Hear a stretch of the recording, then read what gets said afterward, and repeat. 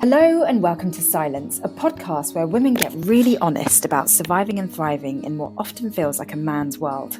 My guests are wonder women from the fields of science, technology, engineering and mathematics, or STEM, where inclusivity and diversity can be a real problem. I know this only too well as a female Southeast Asian mechanical engineer. I'm kind of a minority within a minority. I'm Dr. Shanice O'Mara, an engineer turned broadcaster. Throughout my career, I've worked on and reported on some cutting-edge technology and innovation. And through my TV work, I've met some incredibly inspiring women from a diverse range of STEM fields. Talking to these exceptional ladies has often left me feeling empowered, hopeful, and excited about life. I believe Scilence will enrich you too. Every week, a woman in STEM shares her unique experiences with absolutely no pressure in having to promote her accomplishments or guard her impressive reputation, because I've come to realise that everyone is just way more open and relaxed when they're anonymous. So I deliberately disguise my guest voices so that we're just connecting as human beings rather than human doings. It's my hope that you really relate to what we chat about today. And if so, please do subscribe to Scilence and maybe even rate and review the show. I'd love to have your feedback. This week, my guest is in the field of aerospace engineering. Hi. Hi. How are you? I'm very well, actually. Thank you. Yeah. Thank you so much for coming on the show.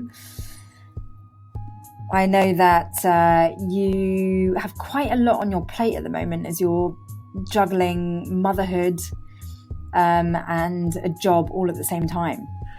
Yeah, so I've got a little one now, 10 months old. Yeah. Oh gosh. How is it? It's a lot more fun than I expected it to be. I always was a little bit concerned. I've been quite kind of career focused and driven and excited and passionate about my job. And I was a little bit worried that I wasn't going to have the maternal feelings, but I'm enjoying that side of life too. So it's good to have the balance now. So tell me, did you ever plan to have a child, or was it unplanned? I always assumed that one day my future would be to have a family of my own, but I never really had that sort of hormonal rush of, oh, I must have a baby, I really want to have a baby right now kind of thing. And my husband and I discussed it and said that perhaps I just wasn't going to have those feelings, and I knew that I logically did want it to happen, so it would never feel like the right time, and we may as well try now. And yeah. Oh, wow. And how, sorry, we're launching right into it, but I'm just fascinated because for women in STEM, and I think women that are very career-minded, it never really feels like the right time to go into motherhood. Definitely. So how did you kind of grapple with that? Well, I did try to get to a point in my career and in the project that I was working on that it would fit, and I could take a few months out without it really impacting the project. So within a little, that was how I justified it to myself. In hindsight, maybe that was unnecessary, because it turns out that the project is always shifting, and it's never the right time. And I probably, could have had this time out at a different time and had a different but sort of similar proportion impact on my career. So, I'm fascinated by women who are in STEM careers or other careers who do take time out to have children, because first of all, it's a lifelong commitment. And secondly, when you've been studying your whole life and kind of working towards a career goal, the idea of embarking on something completely unknown, like having a baby, just seems so daunting. Like, how was the whole process for you? Like, was it like a leap of faith? Absolutely. Because I'd never felt maternal towards other people's children. Never wanted to hold other people's children. Don't really have any younger relatives, so I didn't even really know how to deal with a child in a kind of logical, rational manner, let alone whether I would bond with it and love it. So, I mean, I assumed that there were some pretty strong hormones involved in the whole process, and that humanity is survived to this point, so there must be something going on. But it was a massive leap of faith, definitely. And why did you feel like it was safe to take that leap of faith? I didn't feel like it was safe, and it definitely hasn't been safe. Uh, there's definitely been a huge impact on Ah. my career and the way that colleagues are treating me and all of that kind of thing. So, Gosh, I cannot wait to kind of expand on that. So I'm assuming that you've got a really supportive husband. So that was probably one absolutely, factor. yes, definitely. Okay. Yeah. And like in terms of like where you were in your career and it's like, okay, let's take the leap of faith now. Like, had you got to a point in your career where you felt like it wasn't such a high risk to take time out to have a child?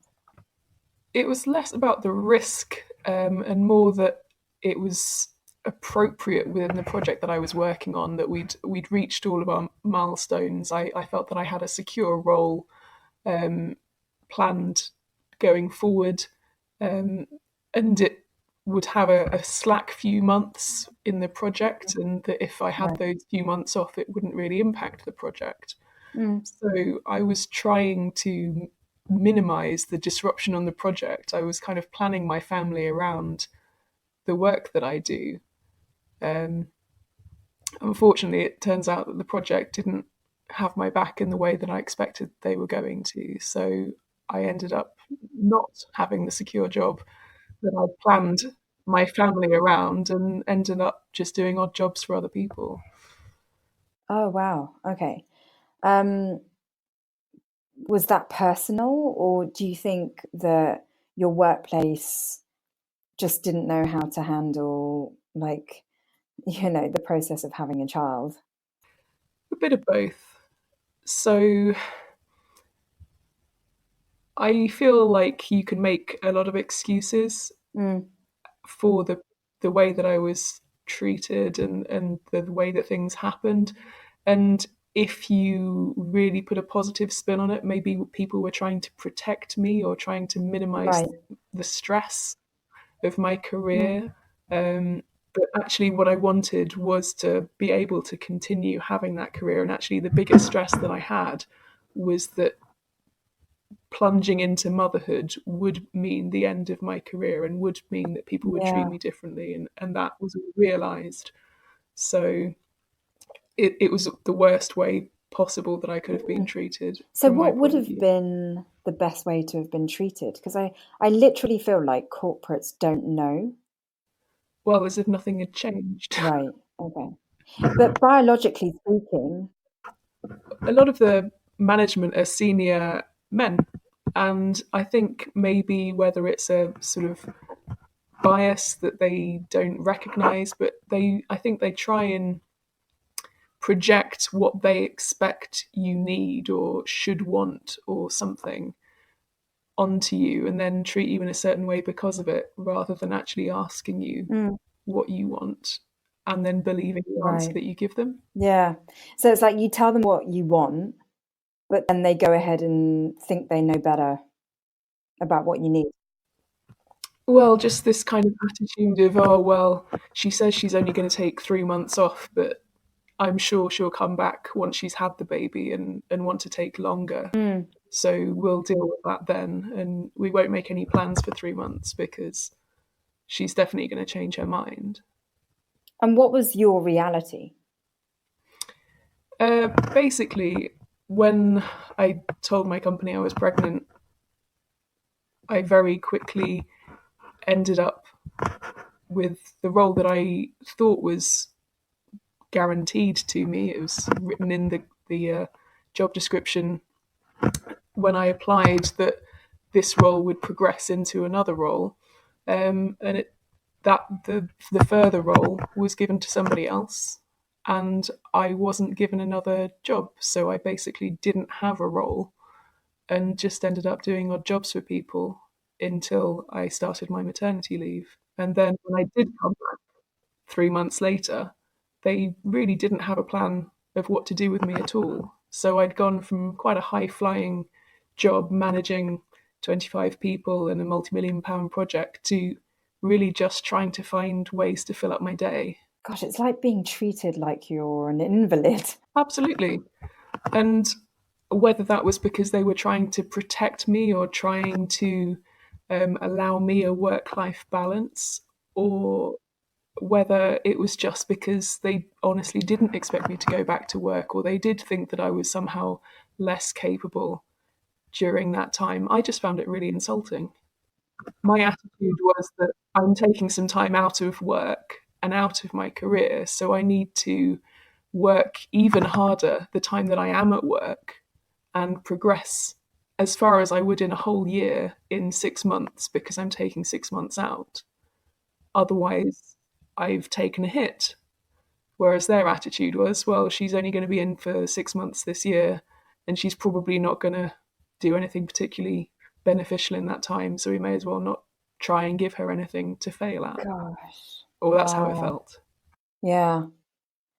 I mean, there's the other side of the coin where women have claimed to have made massive shifts biologically as a result of having a baby, which affects the way they think and their motivations and their priorities.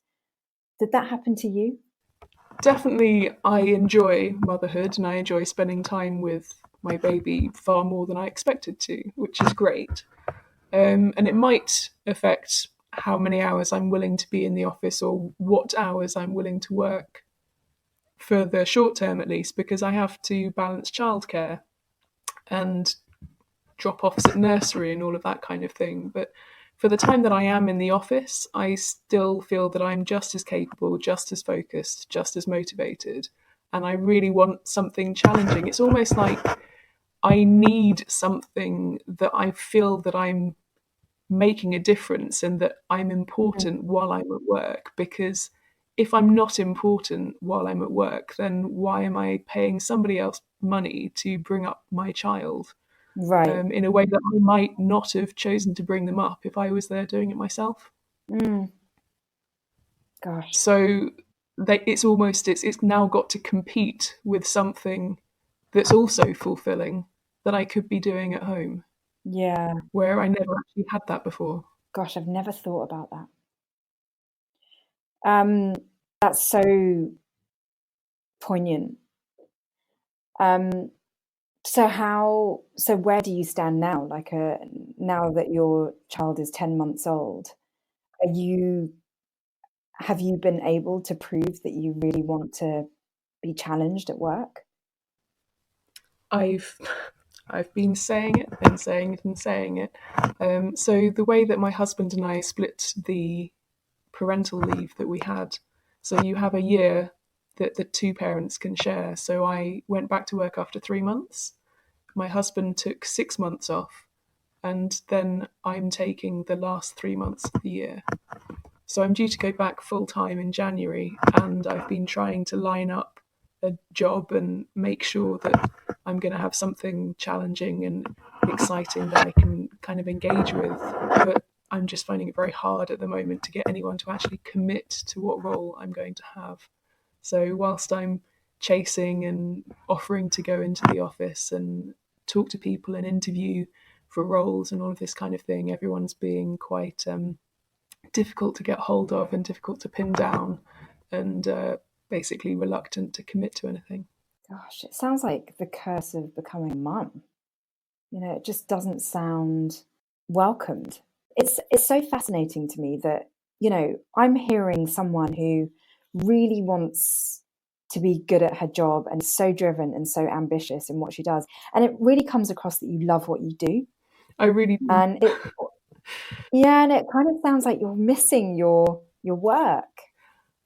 To a degree, I am, and I really enjoyed going back to work after 3 months and being in the office and being in that environment and being able to use my brain and being able to talk about engineering things and think and problem solve, because Mm. I was worried and I was really quite struggling, I'd Mm. say, with almost a lack of identity, because I, when I wasn't working, I didn't have this drive and this thing to focus my attention and my mind on. and I miss that. Yeah. Hearing you makes me wonder whether, because, the general consensus is, oh gosh, she's pregnant, that's it, game over, we'll never see her again kind of attitude.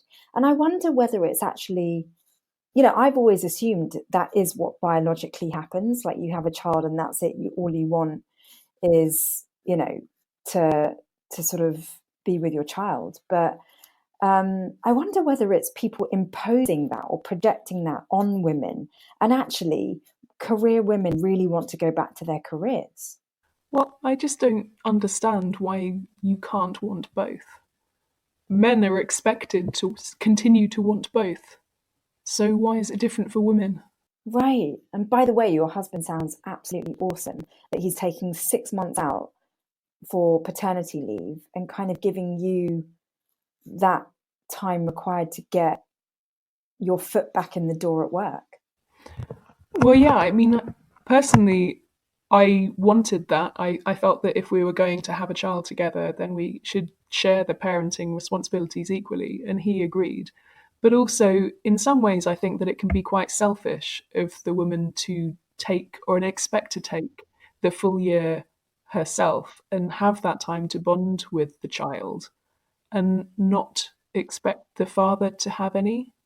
Mm, So my husband absolutely loved the time that he had off, and he really enjoyed the time. He became a very confident parent in a way that a lot of the fathers that I've seen that haven't had one-on-one time with their child in the same way yeah. haven't had time to build that confidence of their own capabilities as a parent and always defer to the mother whenever the going gets tough. Whereas my husband has a brilliant bond with our son and is perfectly confident and capable in his abilities as a parent as a result of having that time with him. So I think it's benefited him as well as me, and he enjoyed it. So it was great for Oh my both of God. us. I literally, like, my eyes are welling up at the idea that, I mean, you are breaking so many outdated conventions, you and your husband. And it's, Yeah, and I'm very proud of him for being willing to take that leap because it has had an impact on his career as well. And in what way? well, in a very similar way to my job, actually, he works in a project based environment. Mhm. And so we both made sure that we left the project in a good position to continue without us and sort of delegated all of our responsibilities and made sure that all of the loose ends were tied up before we left. Mm, And you basically do yourself out of a job that way because the project moves on, somebody else is doing the role that you were doing, or maybe the project's evolved so that the role that you were doing doesn't exist anymore, and you don't have a role to mm, come back to. So, in much the same way that I have had to go looking for a new role when I went back, he has as well.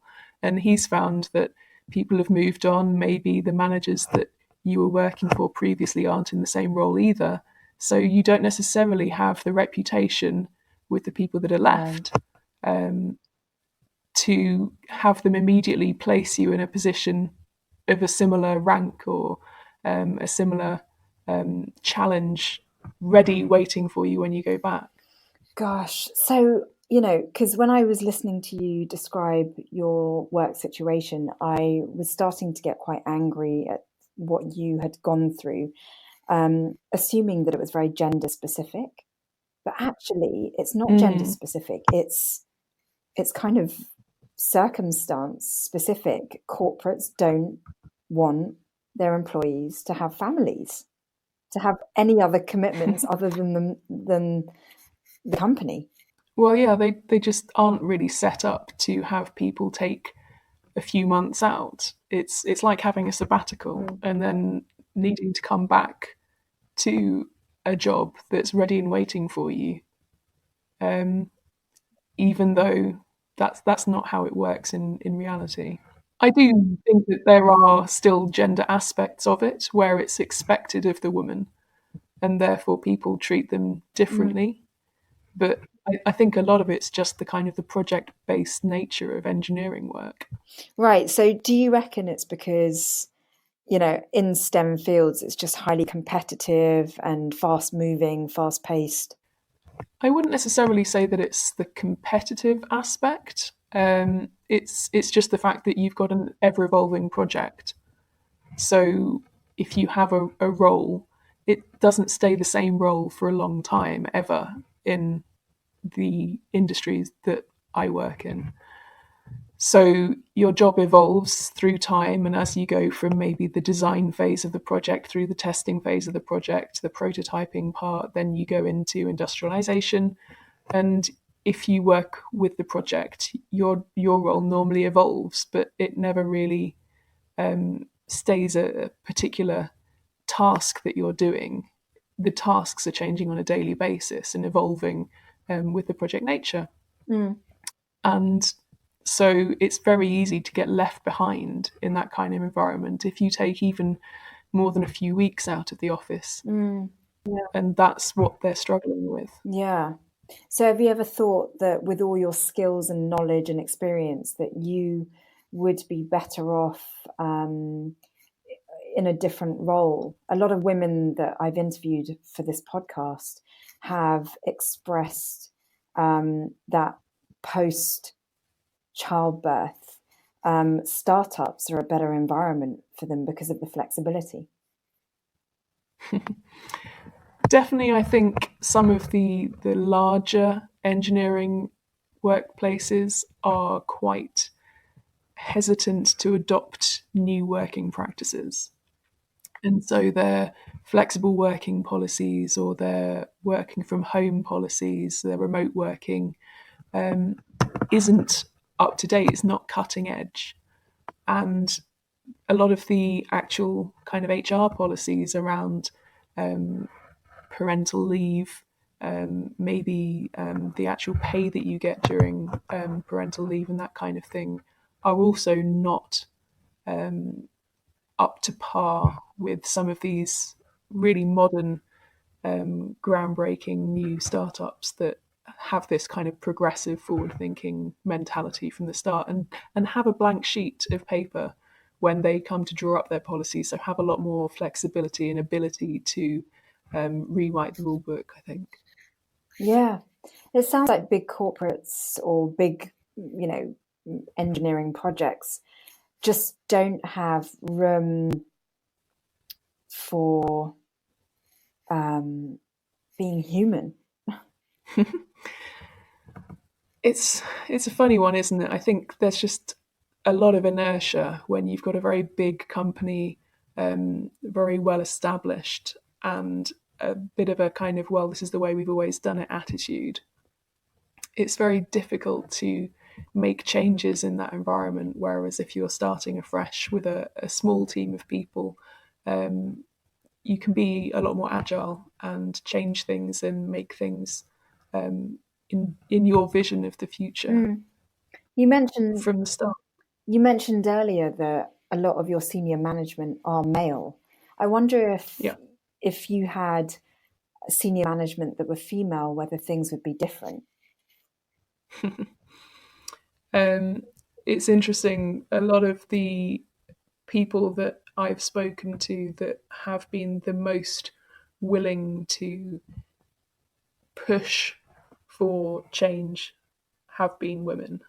And whether that's just because historically the burden of childcare has been on them and they've sort of experienced why our current system is broken. Maybe that's it, or maybe it's because they want to see a more egalitarian future where the men don't necessarily understand the full complexities of the problem. How can we change this? Like, I know it's a massive problem, but what would be the first steps to change? I'm not really sure. I personally I think the problem has to be solved incrementally. It's not all just going to change overnight. It's a society expects women to take on most of the child care aspects.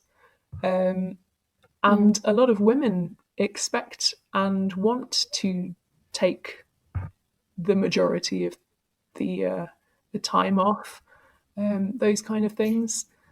I think until we've got fathers taking time off as frequently as mothers, women will always be the ones that are viewed with suspicion when they reach a certain age and treated maybe as if they're a ticking time bomb and all of those things that people talk about, Yeah.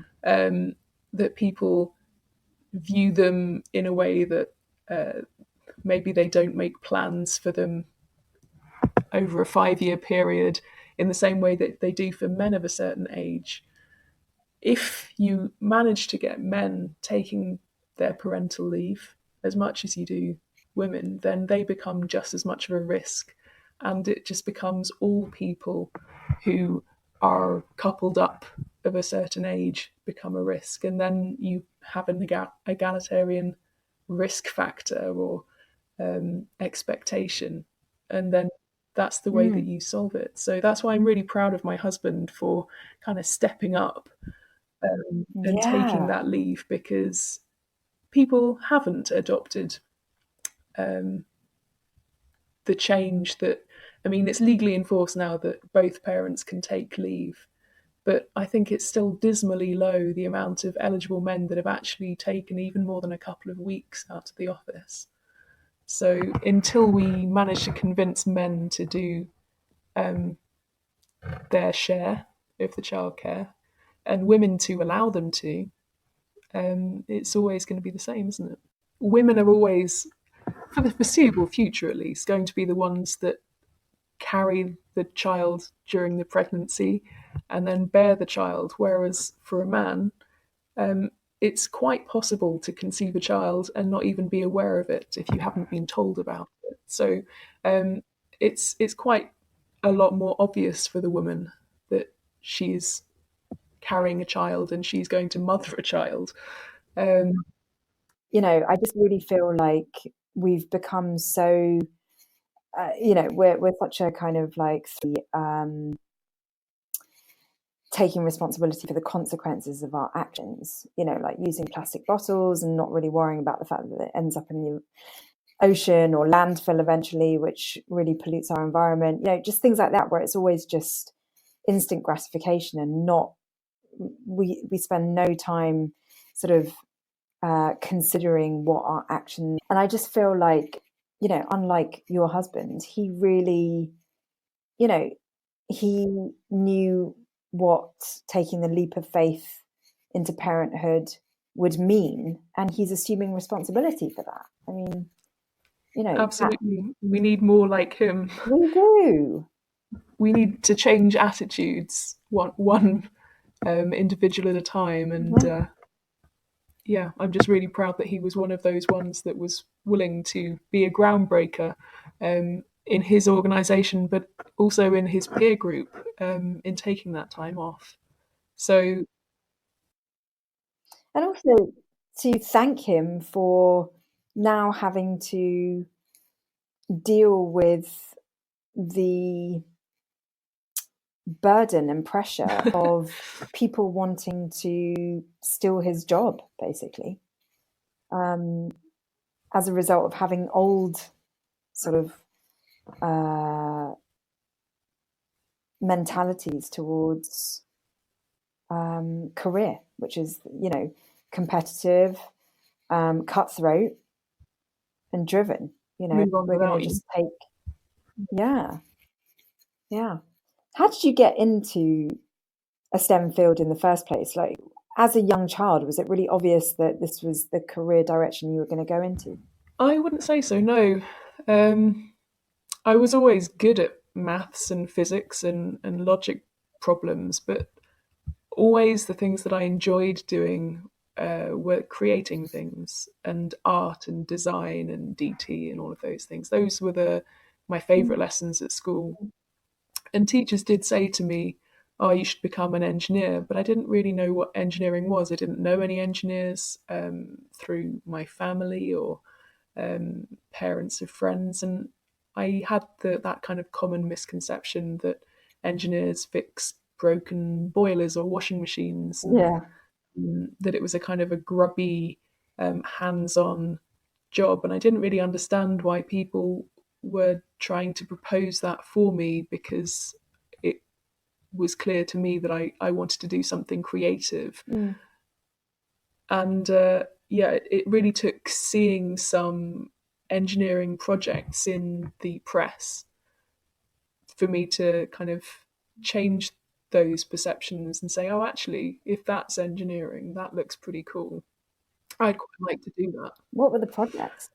So I was probably 16, 17 before I really started to look into what engineering actually was, and then start to build up that picture for myself of, well, could I do this, and can I see myself in this career? What was it that sparked your interest about engineering? Like, was it something to do with space, or was it something to do with bridges? I mean, what kind of engineering got you?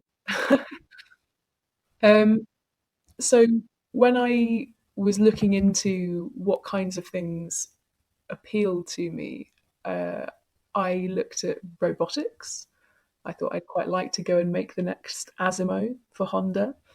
And I looked into green energy, and I was quite motivated by the idea that I could solve the world's energy crisis, and I could um, decrease our reliance on fossil fuels, and generally lead us towards a more renewable, clean energy. And then I saw space missions, and I saw the kind of cutting edge science and technology, and how it's changing the way that we live down here on Earth. And I found that inspirational as well. So I wanted to keep my options open. I didn't want to pin all of my hopes on one particular career avenue, but I saw that mechanical engineering was a key factor in all of those types of Yeah. engineering. And so if I studied mechanical engineering, then probably I'd be able to find some career that was interesting and aspirational for me at the end of my degree. Yeah. And so when you embarked on your mechanical engineering, Mhm. you know, were you surprised or uncomfortable about the fact that these subjects are very male dominated? Well, I went to an all girls secondary school. So I did overnight go from an all female environment to an effectively all male Yeah. environment. So that was a little bit of a sea change. But it wasn't too bad. I don't know what it is about me and my personality, but I've always been quite kind of sure about who I am, and have cared little for what other people think of me. Oh my God, that's so key. So I kind of just carried on Mm. being me, and kind of felt like whoever was around me, if they were my type of person, they'd appreciate that, and they would be my friend. And if they didn't appreciate that, then I didn't need them as a friend. Gosh, that is fundamental, I think. When I hear you describe that, I must say that I personally never had that kind of confidence, which is probably what made me, doubt my capabilities all throughout. Where did that confidence come from? Like, how is it created in you, or were you just born with that? Um, Whether it's confidence or whether it's just stubbornness, I'm not really sure. Um, and I'm not sure that confidence is really the right word, because I want people to like me, and I do crave respect from figures of authority, or have done as a teenager and that kind of thing. But um, I also don't really necessarily place that much emphasis on whether other people think that I've done well or not. My kind of reward center is internalized. It's, am I happy with this thing that I've done? Do I like the person that I'm becoming? Do I feel proud of the job that I've done here? And if I don't feel proud, no amount of praise or criticism will change my opinion that I haven't done a good job. because I don't think that I've done a good job. So I don't know. I guess it's just this my perception of myself is driven internally, and so it doesn't really matter what other people think, good or bad. If I think that it's good or bad, that's the thing that I'm going to dwell on. Does that make any sense? I find it absolutely fascinating. And I'm dying to know where that came from. Like, do you reckon you had very supportive parents, or like what kind of childhood upbringing did you have? Because that kind of self assurance is born very early on in our lives, I think. It's an interesting question. I don't really know the answer. My parents were always supportive of me and what I chose to do. They always said that they couldn't make the decision of what I needed to do with my life, and that was up to me, and that they'd support me whatever I chose. So they gave me completely free rein in terms of what degree I was going to choose, what subjects I was going to study at school, and what career I was going to apply for at the end of it, which in some way was great because obviously I could do whatever I wanted, but in other ways was quite intimidating because I felt like I didn't know what careers were available and I didn't know what I should choose. And in some ways, I felt like I wanted guidance and I wanted them to tell me what I should do just because it was easier. Um, Were they in STEM subjects?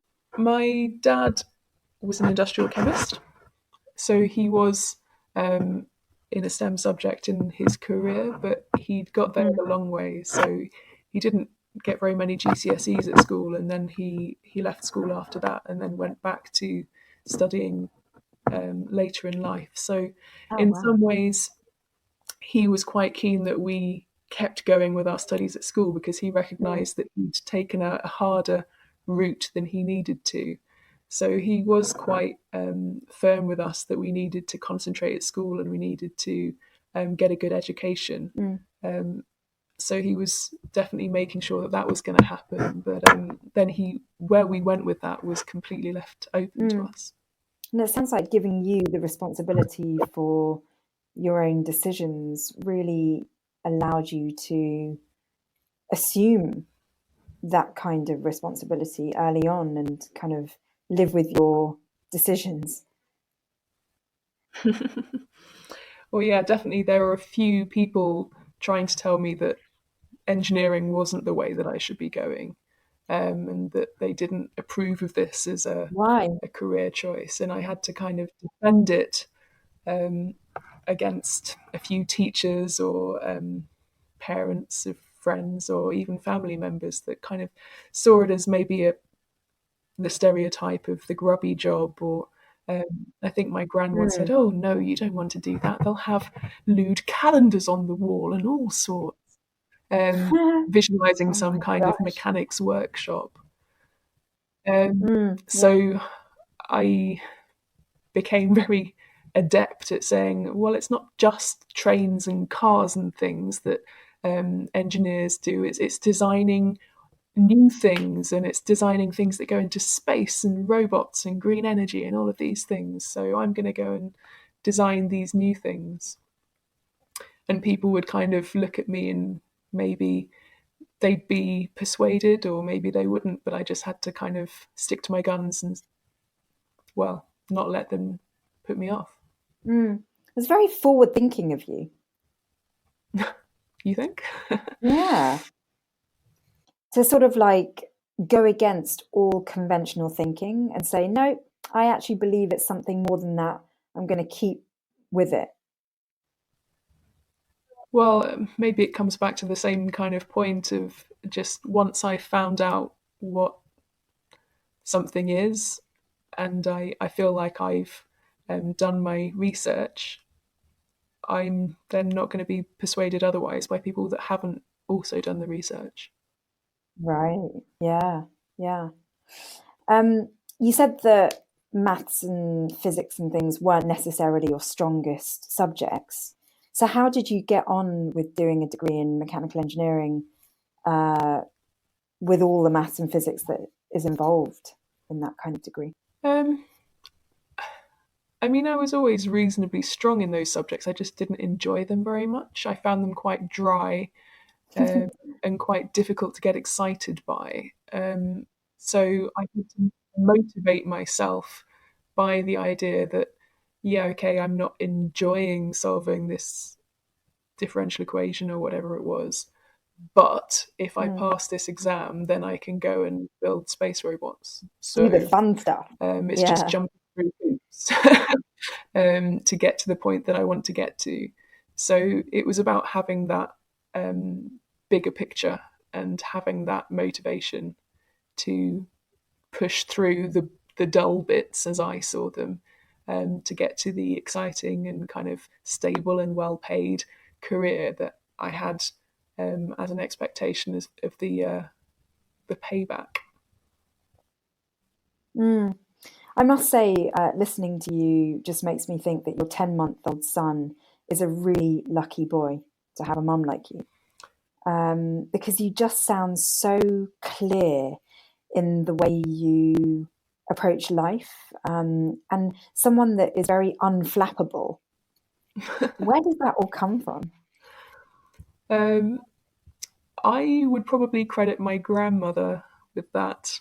I spent a lot of time with my grandmother. She lived in the same village as us, and I'd see her most days when I was a small child, while my mum was at work, or she'd pick us up from school or things like that. And she was absolutely solid in much the same way that you've just described me. I don't see myself in those terms, but she was very capable, very driven, very particular about how things were going to be done. And she was also very confident in her own opinion of things, and very stubborn, hard to dissuade from an opinion. Once she'd researched it, once she'd thought about it, she'd decide what her opinion on a thing was, and then you could not move her. I think a little of that has maybe rubbed off on me. She just sounds absolutely epic. Because I think when women... She was a very impressive. When women are in male-dominated environments, it's certainly been my experience and the experience of a few guests on this show that, men can be pretty intimidating and can try to make us doubt ourselves. Have you experienced that? And if so, how have you dealt with it?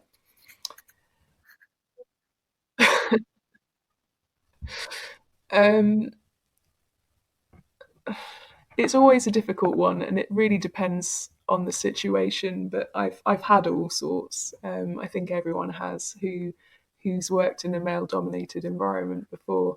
One that springs to mind at the moment was I was going to be working quite closely with a senior guy who was known for being grumpy and opinionated and maybe difficult to get on with. And a few months into working with him, he said, "Have I ever told you that when they first told me I'd be working with this little blonde girl on this project, I thought it was going to be an absolute disaster. But actually, you're not that bad, are you?" I kind of went, was that meant to be a compliment? Or wow. I guess sometimes you just have to deflect it with humour, or just try and cock an eyebrow and just make them think about what they've just said. Maybe not even say anything back. Just let them take that moment to go, that probably shouldn't have come out of my mouth. Feel bad about it. And then maybe not do it again the next time. I think a well-placed arched eyebrow is probably my favorite defense. Yeah, and it's kind of goes back to what you were saying about really knowing yourself, because you can only really arch an eyebrow when you have a solid sense of who you are. Maybe. It's definitely my first line of defense against a lot of things in life. What, knowing who you are? yeah, knowing who I am and feeling fairly immovable in that, so things can carry on around me and people can say what they want to say, but ultimately I'm still me, and I know where I am and I know what I think. Um, and so their opinion doesn't affect me too much. Gosh, I just absolutely love that, and I wish I could bottle it and mass produce it. Like, you know, where does that come from? Like, are you, because there might be people listening to this going, I want to have that. How do I get that attitude? Like, do you have any sort of like tips or just suggestions on how someone can develop that kind of attitude for themselves? It's an interesting question. I've never really thought about it. I mean, I'm not saying that things that people say don't hurt me or don't affect me or that I don't dwell on them afterwards. But at some point, you've just got to take a step back and just say, okay, that's them, that's their opinion. You do you. Um, and if you think that what you're doing is right, or you think that you've done a good job, or you've done the best of your ability, and you're proud of yourself, then what does it matter what somebody else thinks? Um, it's basically about doing your best at all times and making yourself proud. And that's my primary goal in life, is to be proud of myself and to be happy with myself. And then as long as you're happy with yourself and happy with what you've done, then just who cares what other people think? Gosh, I mean, you really make it sound so simple, and I just love your attitude. It's so healthy and so unshakable. Um, and I literally wish I could somehow contain it and just adopt it immediately. I don't know what it is that prevents people from having anything but an attitude like yours. The way you make it sound so simple, it's kind of like, yeah, that seems really obvious. I don't know why I've never thought that way about myself. But for any young aspiring women who are considering STEM as a career option, what would you say to them based on your experiences of what you've been through? I think the tide is changing.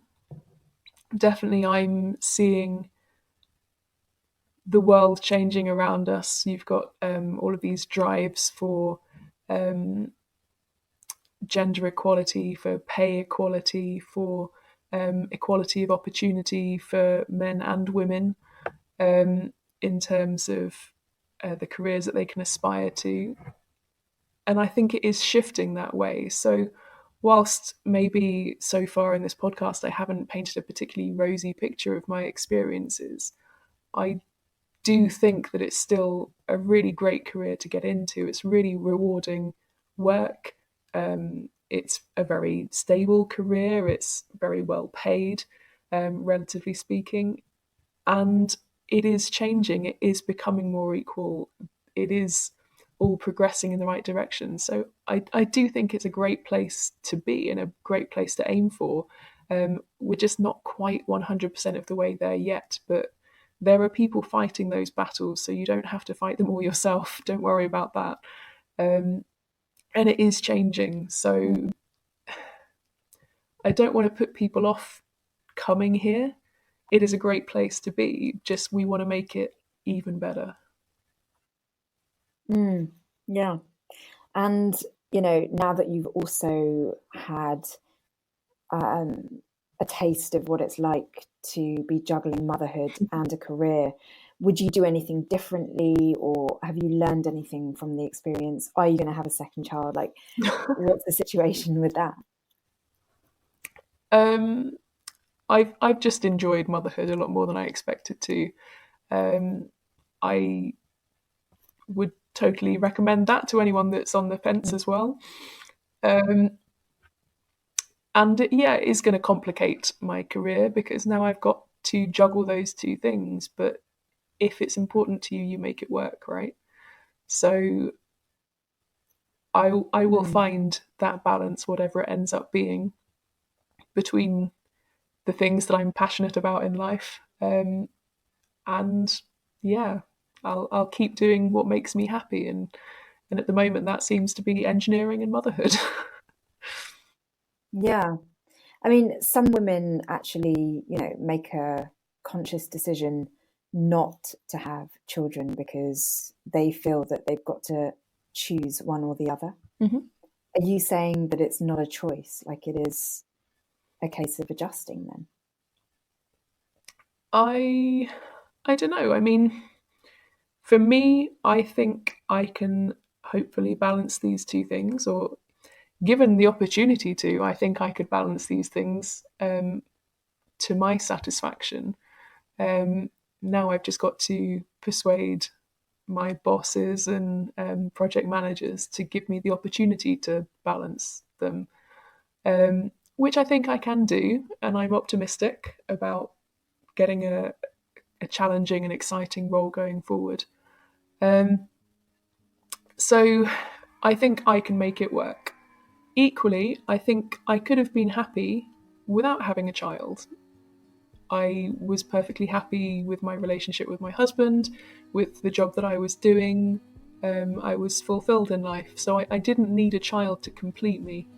Right. So, whilst I've enjoyed every moment of it, that would have been an option to just not have that. So, I can see there is a happy life possible in both directions, but this is the one that I've committed to now. So I'm going to make this one work. Gosh, it's so reassuring and comforting to hear the way you rationalise the choices you've made in life. And I must say that everything that you've said all stems from this really strong self-belief that you have. It's just been amazing listening to you. Thank you so much for coming on this show and sharing all your experiences with us. Well, thank you for having me, and I hope somebody out there has found it interesting or helpful to hear. I'm convinced of that. Thank you so much. That's it from my STEM guests this week. What an incredible woman who just sees life so clearly, or at least that's how it sounds. And I don't know, it all does stem from having that strong sense of self and knowing what you want and not letting anyone else's attitudes hold you back. Thank you so much for listening this week. Don't forget to rate and review the show, and catch you next week on Scilence.